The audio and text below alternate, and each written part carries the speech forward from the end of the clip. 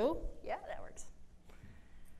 So last year, I was sitting at home trying to brainstorm ideas for this project of mine when I asked my parents, if I raise some extra money, could I take the funds set aside for a spring break vacation to go to Syria to learn about war zones?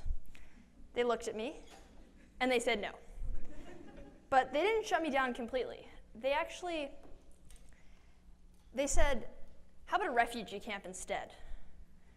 So at 14 years of age, I was spending my free time looking on the internet for conflict countries that have refugee camps. Anyway, within a few months, we'd agreed upon Rwanda, a country in Central East Africa, unfortunately known most recently for its genocide in 1994. In Rwanda, there were two main tribes. There was the Hutu and there was the Tutsi. And they were peaceful neighbors for centuries until colonial powers came in and pitted one against the other. The result was a fight for power, which ended with 1 million people dying in 100 days. If any of you are good at math here, you can probably figure out that's approximately 416 men, women, and children massacred, mostly with machetes, in 100 days. That's every hour of every day for 100 days, 416 people. So you can imagine how I felt, bicycling alone on some rural road, winding its way through the countryside where neighbors had been killing neighbors not so long ago with massive knives. To top off my jitters, I had two fears, both of which I'm kind of ashamed to admit. First, I was paranoid about machetes. And second, I had this fear in my head that, I'd heard of Kenyan hostage situations and Somalian pirates, so I was kind of scared of black African people. I know, racist. So, unfortunately for me, in rural Rwanda, pretty much everyone's black, and machetes are a farming tool about 1,000 times more numerous than toothbrushes. Yeah. Well, anyway, my mom and our guide, Joe, had been driving this truck, and I had been on my bike. And we were riding through the countryside, and suddenly, the truck started getting farther and farther and farther away until it was gone. And I realized that I had been abandoned in Africa after 3 days of riding. That kind of learning experience, you quickly learn what local custom is. Rwandans rarely see white people, much less do they see a white girl on a bicycle. So the local custom is to do one of two things. Number one, stare at them blankly with a face just like this, and kind of look into their soul. Or number two, scream, "Mzungu, Mzungu," as loud as possible and excitedly chase after the cyclist. So, village after village, I had black kids and black adults chasing me. But in the end, it was probably the man at the side of the road with the machete hung casually over his shoulder that really freaked me out. Well, I survived the initiation ride. And 3 days later, I found myself in my first refugee camp. Gahembe was a tightly packed collection of mud huts and tents sprawled across two hillsides, home to 20,000 Congolese refugees and teeming with kids. Most of the camp is kids. So we drove up to the gates, which is essentially just two pieces of tied rope tied together, frayed and everything. And then a man came out and he untied them for us. And then we drove up to the headquarters where I was subjected to an interrogation. And the director of the camp, he took me in, and it looked more like charades because he spoke Kinyarwanda and French, and I spoke English, so it was a lot of just weird actions. But in the end, he decided that I wasn't a rebel soldier or a spy, and I was allowed to go down to the school with Justin, a Congolese teacher. And Justin was kind of like the Indiana Jones of Rwanda because he had this massive stick, and he would whip anyone who came in contact or within like 2 meters of my mom and I.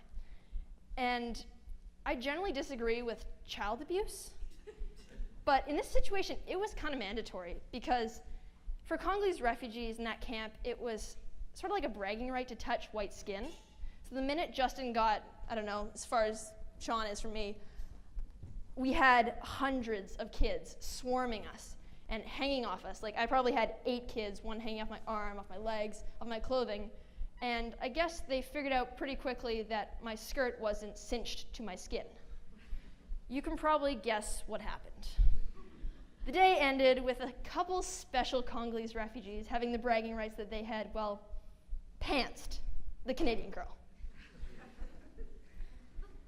To say that my trip to Rwanda was a real eye-opener, that's an understatement. I learned so much about the world and about myself in a very short period of time. I learned that people who do bad things, they're not necessarily bad people. Conflict and war and genocide, anything where humans are fighting, it's really a result of fear, aggression, and lack of understanding. I came to realize that this fear I have of machetes, and more specifically black people with machetes, it was not, to overcome that I didn't need courage. All I needed was to understand these people. I now have a belief that if we can better understand our neighbors, our enemies, and ourselves, if we can look fear in the face and replace it with greater understanding, with balance and equality, if we can create and understand war, then I don't understand why we can't create and understand peace too. That's what I've learned. Then again, I've been on the planet 16 years, and a lot of you are older and probably more wise than me. I went out looking for someone else's story, and I guess I found part of my own. All I want to tell you guys is that as young people, it's really worth it to go out and understand the world and find your own story.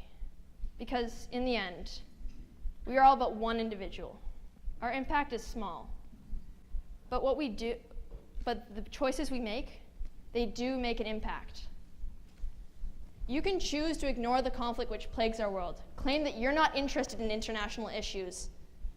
You're living under a rock, and you're missing out on so much. You're missing out on all the amazing adventures you can go on, all the things that are out there to understand and discover. And maybe, just maybe, you'll be able to do something good to the world too.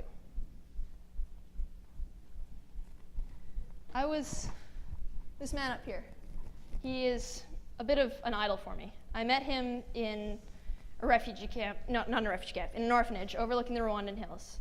And I guess he came up with sort of the motto of my life. He said to me, Kate, he's Guatemalan by the way, Kate, have the most fascinating life you can possibly imagine. Thank you.